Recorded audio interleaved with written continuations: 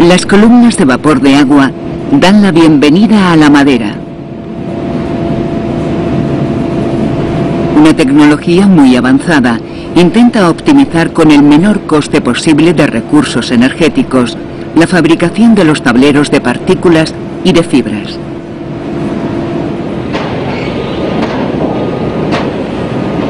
El patio es la antesala de estas fábricas. Largas y armoniosas pilas de madera configuran un entramado de calles y trozas.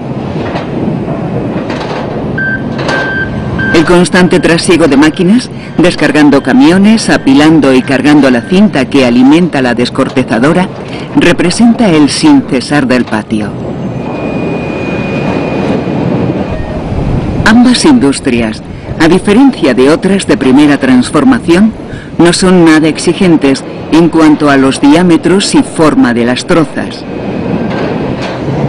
El hecho de que se reduzcan a pequeñas partículas o a diminutas fibras hace que incluso los residuos que se quedaban en el monte en otro tiempo, hoy puedan ser procesados. Incluso admiten residuos de otras industrias como el aserrado.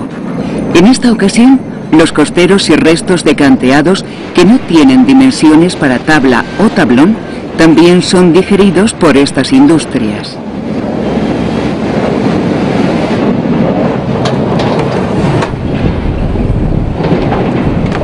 Las máquinas se encargan de alimentar casi ininterrumpidamente a la descortezadora. En ella se separa la madera de la corteza. En este caso es de tipo cambium. El descortezado se produce en un gran cilindro metálico por golpeteo mecánico entre las propias trozas y con las generatrices de la descortezadora. En esta fase se debe eliminar la mayor cantidad posible de corteza, ya que de lo contrario, grandes cantidades de esta no solo consumen energía en el secado, sino que oscurecen el tablero y modifican sus propiedades físicas y mecánicas. Las cintas transportadoras se encargan de trasladar la madera descortezada a la entrada de la astilladora. Esta poderosa máquina transforma la madera en astillas. Unos cilindros hidráulicos permiten abrir o cerrar la entrada de la astilladora según las dimensiones de las piezas. Las astillas transportadas por una cinta son trasladadas a una criba o tamiz para separar las gruesas y ser recicladas antes de pasar al silo de astillas.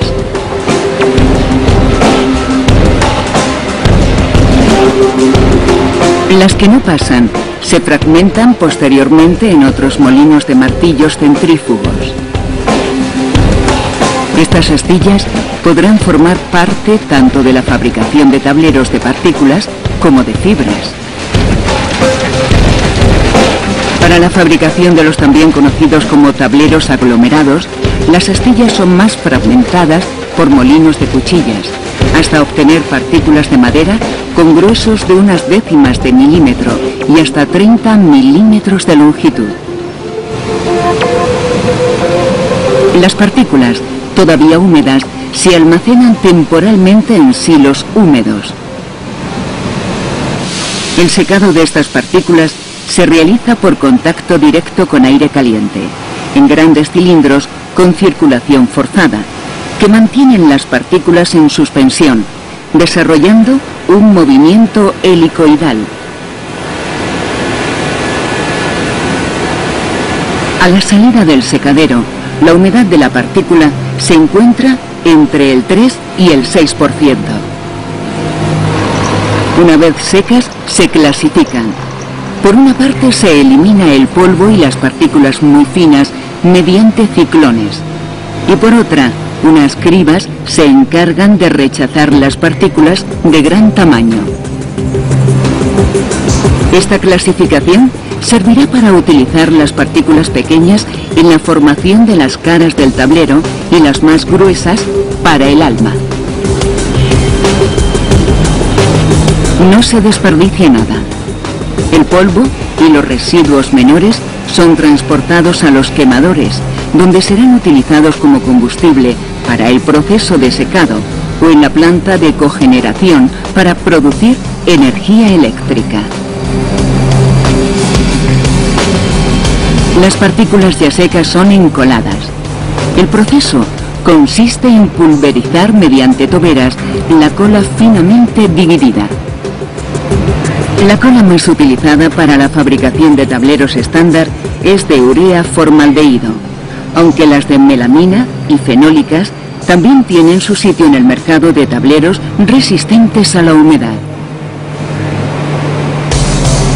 Las partículas impregnadas de cola son transportadas hasta la cabecera de la línea. Aquí comienza el proceso de formación del tablero. En las formadoras se proyectan las partículas impregnadas de cola sobre una cinta transportadora hasta alcanzar la dosificación adecuada para cada grueso de tablero. Primero son proyectadas las partículas finas que forman una de las caras del tablero. A continuación, se proyecta una capa de partículas gruesas, ayudada por una peinadora que facilita su distribución. Y por último, una nueva capa de partículas finas deja definitivamente formado el tablero. Después de la formadora y antes de la entrada en la preprensa, se instalan equipos de detección de metales.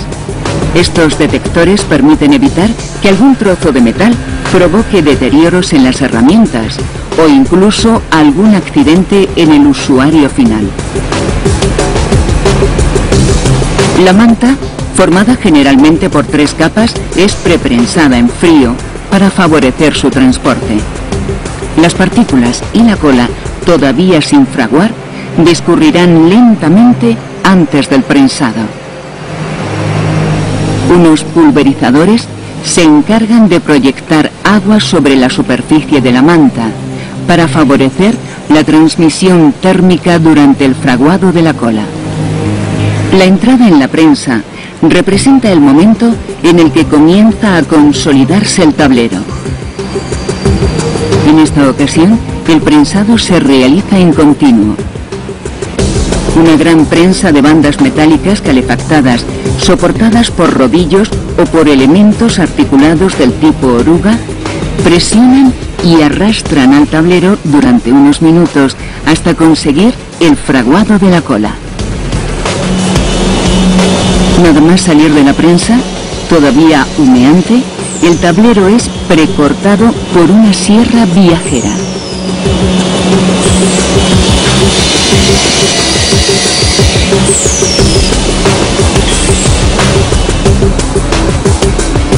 Poco después, unos volteadores se encargarán de enfriar el tablero antes de ser mecanizado definitivamente mediante escuadrado y lijado.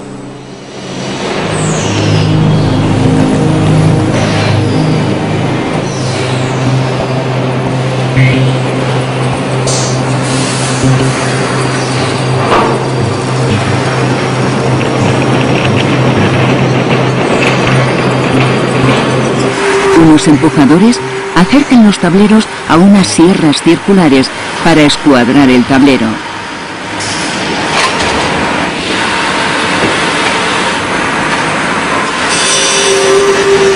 Quedan así cortados en longitud y anchura. Por último, unas gigantescas lijadoras de banda o de rodillos se encargan de eliminar las irregularidades de la superficie y de calibrar el tablero en espesor.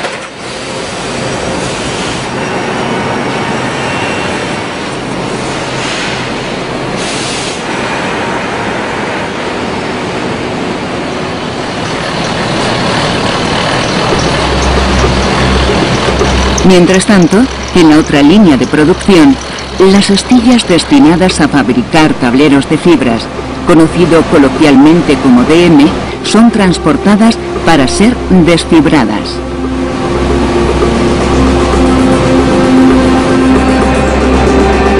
En la industria española, generalmente, se utiliza el desfibrado termomecánico.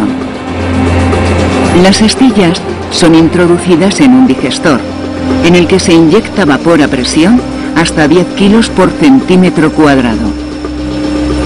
En menos de un minuto se eleva la temperatura entre 180 grados y 190 grados centígrados y se produce un reblandecimiento de la madera que la prepara para ser desfibrada.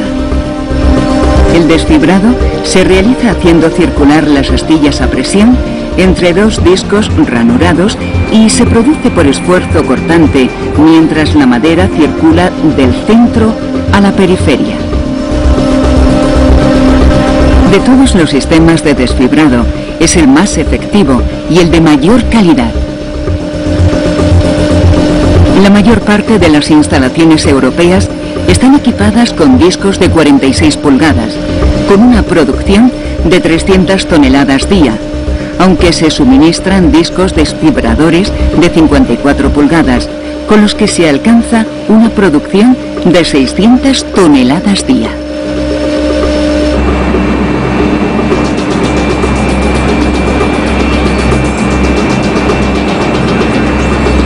Sobre las fibras, todavía húmedas, se añaden los adhesivos y aditivos como ceras y parafinas. De esta forma, quedan incorporados a las fibras antes del secado. Una vez impregnadas las fibras, estas siguen un largo camino propulsado por potentes ciclones que rebajan los contenidos iniciales de humedad hasta un 8%.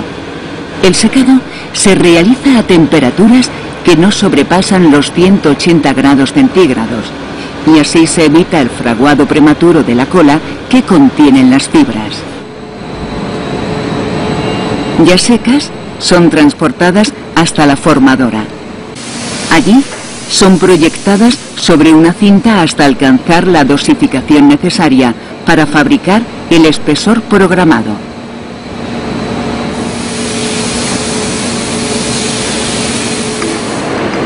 A la salida de la formadora, una manta de fibras provistas de cola todavía sin fraguar se dirige a la prensa. Para favorecer su transporte y que no se desmorone la manta de fibras, es preprensada en frío. En esta ocasión, el color rojo de la capa exterior de fibras nos indica que es un tablero resistente al fuego y el color verde resistente a la humedad. Tras recorrer la última parte de la formadora, la manta está lista para ser prensada. Nuevamente una prensa en continuo de bandas metálicas calefactadas, soportadas por rodillos o por elementos tipo oruga, presionan y arrastran al tablero durante unos minutos hasta conseguir el fraguado de la cola.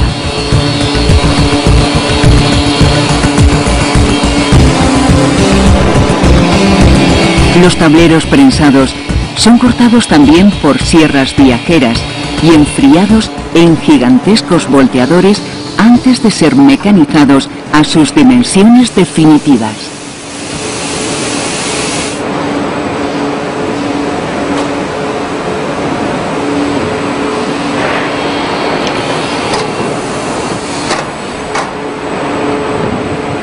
Las operaciones de lijado y escuadrado son similares a las descritas en la tecnología de tableros de partículas, aunque las lijas empleadas para el tablero de